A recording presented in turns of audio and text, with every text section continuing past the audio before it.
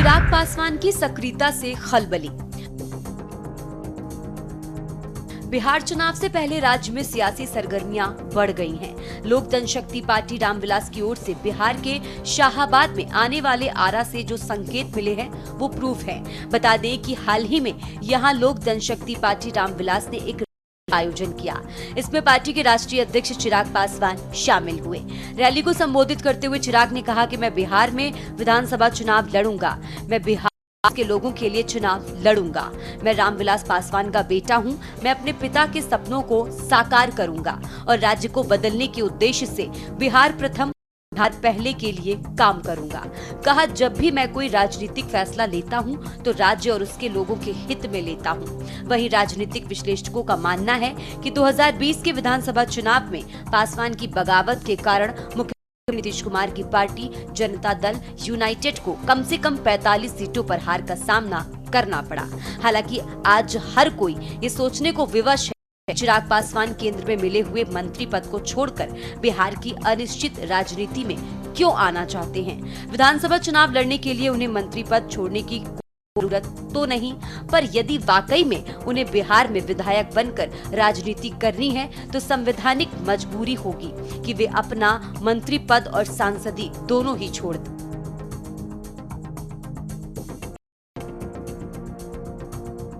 दो 2020 के चुनाव में एलजेपी की बगावत का क्या हुआ असर।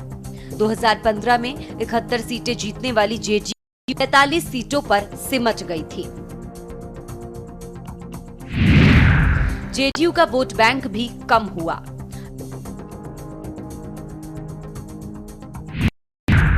लोजपा ने जेडीयू को शाहाबाद के इलाके में 11 सीटों का नुकसान कराया था।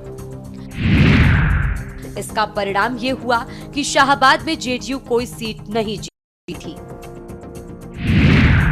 लोकसभा चुनाव में इस इलाके में महागठबंधन ने शानदार प्रदर्शन किया।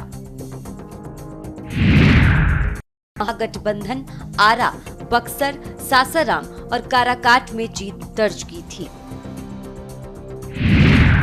वहीं औरंगाबाद का आधा इलाका भी शाहाबाद में ही आता है, वहां भी महागठबंधन ने जीत की थी। लोजपा रामविलास ने लोकसभा चुनाव में जिन सीटों पर चुनाव लड़ा था उनमें से कोई भी शाहाबाद इलाके में नहीं थी। क्या चिराग नीतीश के उत्तराधिकारी? बहरहाल बिहार की राजनीति में चिराग पासवान की ताजा सक्रियता ऐसे संकेत दे रही है कि जैसे वो नीतीश कुमार की जगह लेने की कोशिश कर रहे हो। ये बीजेपी की रणनीति का हिस्सा भी हो सकता है और चिराग के मन की बात भी, लेकिन पनघट की टक्कर यहाँ ज्यादा मुश्किल है। बता दें कि ये सब यूं ही तो होने से रहा।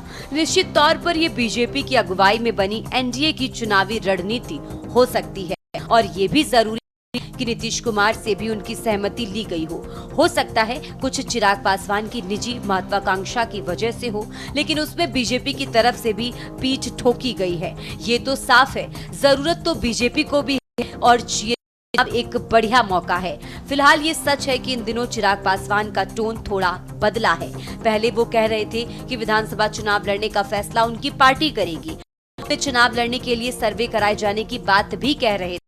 अब कह रहे हैं कि बिहार से चुनाव लड़ेंगे और कहां से लड़ेंगे ये फैसला जनता करेगी।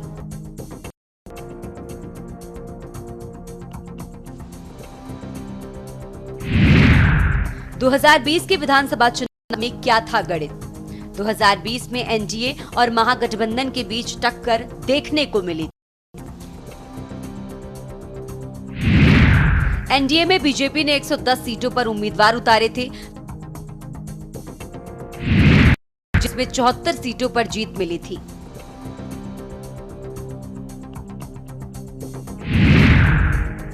जनता दल यूनाइटेड ने 115 सीटों पर चुनाव लड़ा था, 43 सीटों पर जीत मिली थी। हिंदुस्तानी आवाम मोर्चा सेक्युलर ने 7 सीटों पर उम्मीदवार उतारे थे और 4 सीटों पर जीत मिली थी। विकासशील इंसान पार्टी वीआईपी ने 13 सीटों पर उम्मीदवार उतारे थे और 4 सीटों पर जीत मिली थी। महागठबंधन में राष्ट्रीय जनता दल आरजेडी ने 144 सीटों पर चुनाव लड़ा था और 75 सीटों पर जीत दर्ज की थी। इसने 70 सीटों पर चुनाव लड़ा था और 19 सीटों पर जीत हासिल की। सीपीआई, मार्क्सवादी, लेनिनवादी, लिबरेशन ने 19 सीटों पर चुनाव लड़ा और 12 पर जीत दर्ज की। Communist party of India Marxist ने 4 सीटों पर चुनाव लड़ा और 2 सीटों पर जीत हासिल की। कम्युनिस्ट पार्टी ऑफ इंडिया ने 4 सीटों पर चुनाव लड़ा और 2 सीटों पर जीत हासिल की। मोदी के हनुमान की महत्वाकांक्षा। आपको बता दें कि खुद को मोदी का हनुमान बताने वाले चिराग पासवान ने ये भी बता चुके हैं कि वो बिहार में एनडीए को मजबूत करने में जुटे हैं और सभी 243 सीटों पर चिराग पासवान की मौजूदगी दर्ज कराने की भी कोशिश होगी। बहरहाल चिराग पासवान के हाल फिलहाल के बयान और उनकी राजनीतिक गतिविधियों में उनकी मुख्यमंत्री बनने की महत्वाकांक्षा भी देखी जा रही है। असल में ये उनके पिता रामविलास पासवान का ही सपना था। पिता के अधूरे सपने को चिराग पासवान पूरा करना चाहते हैं और ये संकेत तो पहले से ही मिल रहे हैं, लेकिन सच्चाई ये है कि चिराग पासवान ये काम अकेले दम पर नहीं कर सकते। बिहार की राजनीति में नीतीश कुमार को चाहे कितना भी टारगेट क्यों ना किया जाए, पलटू राम या पलटू चाचा क्यों ना कहा जाए, चाहे कितनी भी उनकी छवि खराब क्यों ना हो, चाहे बार बार उनको क्यों ना कह कि अब कहीं नहीं जाएंगे, लेकिन नीतीश कुमार न भूतो न भविष्यति कैटेगरी में पहुंच चुके हैं। जातीय राजनीति बिहार में एक ऐसा जिसका अपना जातीय आधार बहुत कम हो, वो अपनी काबिलियत के बल पर ही टिका हुआ है। दो राय नहीं होनी चाहिए। ऐसे में अब तो सारी कवायद उत्तराधिकारी के लिए जाहिर है। चिराग पासवान को भी नीतीश कुमार का उत्तराधिकार तभी मिल सकता है जब वो कुर्बानी देने के लिए भी तैयार हो। हालांकि बीजेपी के पास अपना कोई करिश्माई नेता है नहीं, ऐसे में ले देकर बचते तो पासवानी है और चिराग पासवान ने खुद को साबित भी किया है। 2020 के विधानसभा चुनाव में बीजेपी के लिए पूरी तरह बर्बाद होकर भी 100% स्ट्राइक रेट दिखाया है। क्या होगी बीजेपी की सियासी चाल?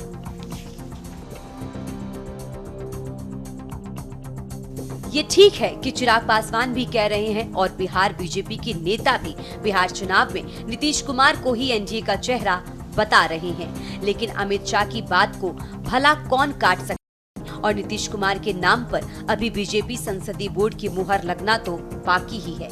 बीजेपी के लिए गठबंधन सहयोगी क्या मायने रखते हैं, थोड़ा पीछे जाकर ट्रैक रिकॉर्ड देखा जा सकता है। चिराग पासवान खुद भी 5 साल पुराने भुक्तभोगी हैं।